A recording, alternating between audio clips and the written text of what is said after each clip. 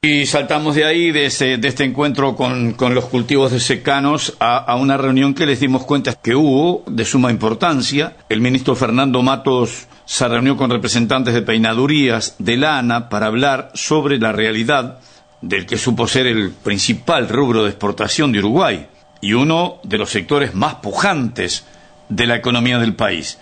Los industriales, según esta información a la que accedimos, le plantearon el actual escenario del mercado mundial y temas como la competitividad, aranceles externos, devolución de impuestos. En esa reunión estuvieron presentes Pedro Otegui, Lanas Trinidad, Frank Raquet de Engrow y Diego Saavedra de Central Lanera Uruguaya. Precisamente Diego Saavedra de Central Lanera Uruguaya está ya en contacto con la hora del campo. Saavedra, buen día, el gusto de recibirlo. Buenos días, Serrano, un placer estar en el programa y un gusto poder estar conversando. Muy amable. ¿Qué pasó ayer ahí, concretamente, más allá de esta escueta información que acabamos de tirar?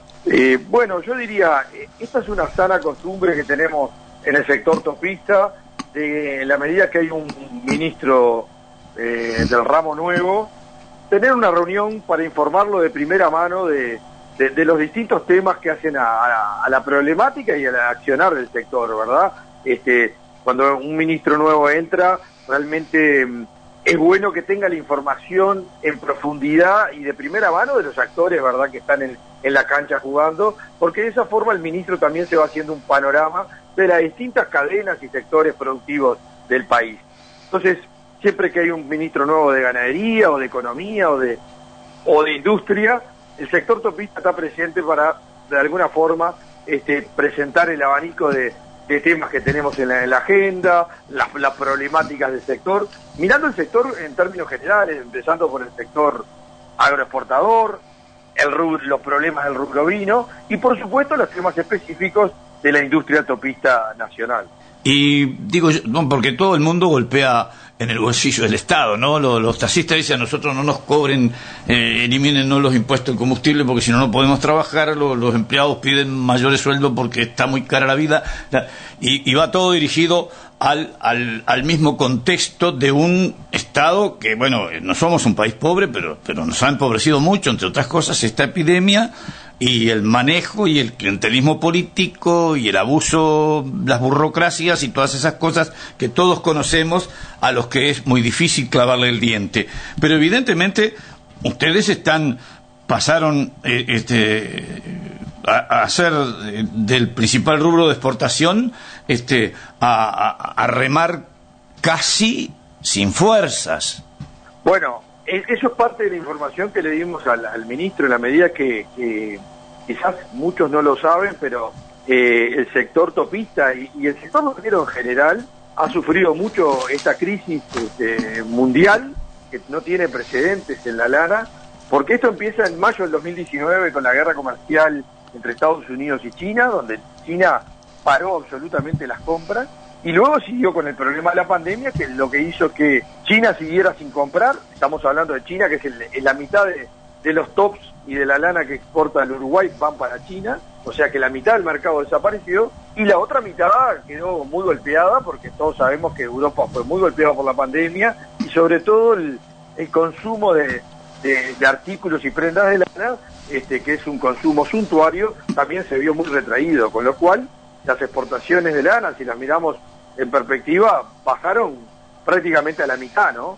Y hace 2 años que estamos así, entonces eso también es bueno saberlo, porque estamos en un momento en el cual muchas cadenas, por suerte, están funcionando bien, están con buenos precios, con buena demanda, pero no es el caso, por ejemplo, de los tops de lana, y de la lana en general, pero de los tops de lana en particular, por la ausencia sobre todo de Chile, por la baja demanda del otro gran mercado que es Europa. Y bueno, sobre eso estuvimos hablando también, pero yo resaltaría una cosa, ¿no? A ver. Que es muy importante. Sí. Todos los costos de la cadena, o sea, los sobrecostos que enfrentamos las distintas cadenas, en este caso la cadena topista, las paga el productor. El productor liso y llano, el de manos gruesas, el que está en Tres Árboles o en Arbolito, ¿verdad? El tomador de precios. En las costas de Illescas.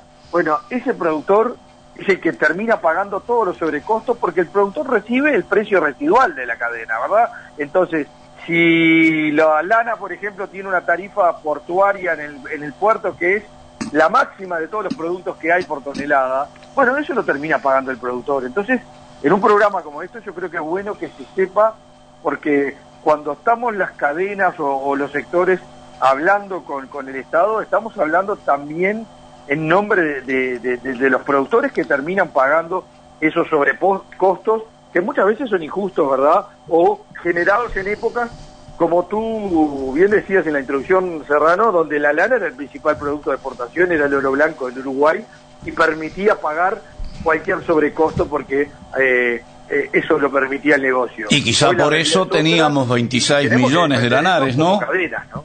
Quizá por eso teníamos 26 millones de lanares, ¿no? Algún día, en una oportunidad. Sí, en una oportunidad y como máximo histórico, ¿no? Pero lo importante es ahora que quedan unos 6 y pocos millones de lanares. Mínimo hay histórico. Hay productores que se siguen defendiendo con el lanar. El lanar no solo da lana, también da carne, pero en lo que tiene que ver con el negocio de la lana, nosotros tenemos el deber de defender la competitividad de las exportaciones uruguayas, porque otra cosa que es muy poco sabida y que hay que repetirlo muchas veces, aún en medio de estas dificultades y en medio de la baja del stock, Uruguay es el tercer exportador de tops del mundo, ¿no? Barbaridad. No de la región o de América. Del mundo. De América somos los primerísimos exportadores de tops. No, estamos terceros en el mundo, y eso son pocos las cadenas que tiene el Uruguay productivas que pueden darse el lujo de decir, bueno, estamos terceros en exportaciones en valor absoluto en el mundo. Entonces, Diego, estamos hablando de empresas que son competitivas, que traen e importan mucha lana de la región para complementar los volúmenes y los tipos de lana y poder abastecer a sus clientes. Realmente es una industria que todavía sigue pujante y que tenemos que cuidarla, porque con todos los problemas de competitividad que enfrenta el país, no hay lugar para más sobrecostos, sobre todo en cadenas que exportan el 100% de lo que se produce, porque la lana, el 100% se exporta y va todo a Europa y Asia principalmente, ¿no? Diego, y aparte de todos estos menesteres y este trato que hubo ayer, ¿se desprendió alguna lucecita que nos indique que tenemos la esperanza de que el tema pueda cambiar? A ver, nosotros planteamos los distintos temas de la agenda, el ministro escuchó muy atentamente, preguntó, comentó, en todo momento anotó, lo cual creo que bueno, indicó si había que tener alguna conversación con algún otro ministerio sobre tal o cual tema, y en definitiva los temas fueron planteados, quedan en agenda. Hay algunos de los temas que sabemos que ya se venían avanzando, pero vemos un ministro que está muy consciente de los problemas de competitividad del país en general. Lo que queríamos plantearle eran los problemas de competitividad particulares del sector, ¿no? Bueno, muchas gracias por tu aporte y por tu presencia hoy en los micrófonos de Hora del Campo. Fue un placer realmente. No, realmente para mí es un placer. Y bueno, lo otro que me gustaría destacar y en el cual hicimos mucho de énfasis es en la necesidad de que cuanto antes comience a caminar el proyecto de erradicación de la bichera, porque en eso es mucho más que el sector ovino, nos va la vida la ganadería en el Uruguay, y eso sería un salto realmente significativo. Con lo cual nos pareció que era muy oportuno estar poniendo el énfasis al ministro. Estuvimos conversando sobre eso y ojalá prontamente comience a caminar el proyecto. Un abrazo. Un abrazo grande, muchas gracias, Serrano.